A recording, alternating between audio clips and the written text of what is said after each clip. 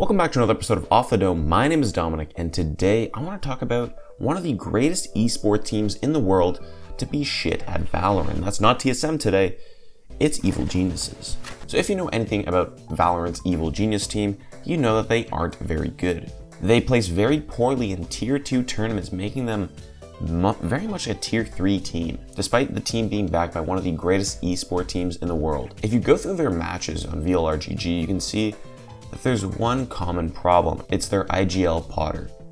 Now, if you go through all their games, you start to notice something, and that is she is always the bottom frag. Potter's been on the team since their creation and has been the bottom frag in every single match. EG even went through a roster swap just before Stage 3, swapping 3 players except for Temperature and Potter. Everyone's pointing fingers and yelling at them.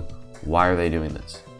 But let's back up a minute. In the early days of Valorant, Riot implemented this rule that your organization is allowed to have a second team on the one condition that the second team is an all-women's team.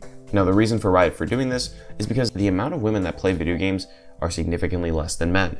Who knew? It's mainly a cultural thing, have to do with gamers. Riot has been making an effort that Valorant can be the safe haven for women gamers, that they can come and play with their friends and not be harassed. So they decided to make an entire circuit just for women Valorant players. Riot wants to increase the pool of women gamers because it means more great players are going to start emerging.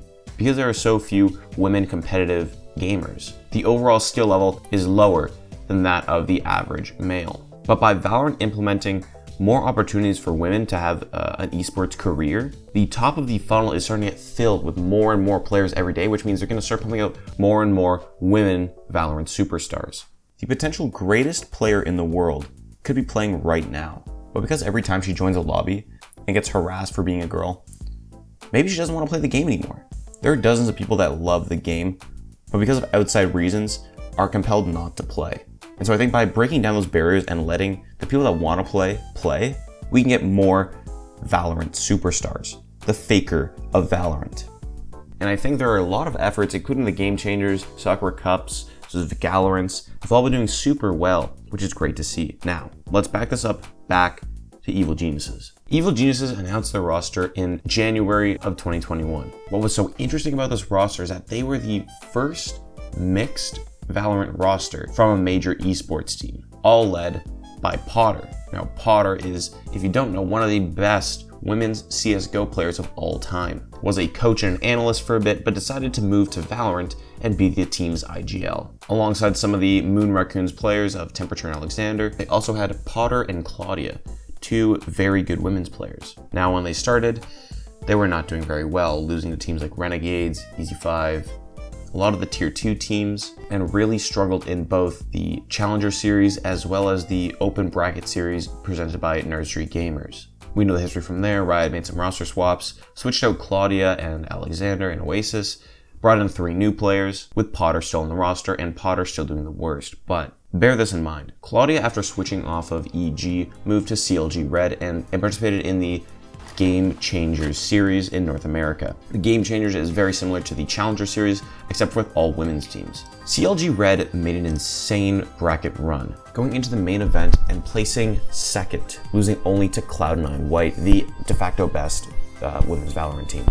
But if you look at the matches there, Claudia placing almost top frag every single match she plays. Despite doing alright while on EG, she's one of the best women players around. So maybe EG's move to have her on the team was a smart one, but having her play against some of the other best teams in North America, she wasn't quite as good. But not giving up Potter as their IGL means that EG is still invested in the dream of having the best mixed Valorant roster. And while a lot of the major teams, TSM, Cloud9, all have women and men's teams, it means they can't have a mixed team, which doesn't give the opportunity. And while the best women's Valorant player can play amongst the best women's team, but they can't necessarily be the best women's Valorant player playing amongst the best team in the world. EG will become the place to go as we see more and more women's Valorant players playing the game and competing, getting better. And when it starts spitting out insanely good women's Valorant players, the first place they'll want to go is EG. So while EG sucks right now, and they're actually doing a little better than I thought, they recently beat Immortals, so they're actually not doing too bad. But as time goes on, EG will become better and better. And so the next time you want to complain about Potter in the VLR discussion boards, don't. you ass. Thank you again for watching. This video is kind of quickly put together because I've been busy all week. And thanks for all the support. Thanks for 1,000 subscribers. If you want to subscribe, please do. Literally like 5% of you that watch my videos are subscribed. And I know you're watching them because they're all getting views. So thank you, but also fucking subscribe, dude. If you want to see more news and updates or whatnot, follow me on Twitter or join my Discord. There's a bunch of people in there talking Valorant, playing games, talking other esports. It's a fun time. Anyways, I gotta go. Peace out. See ya.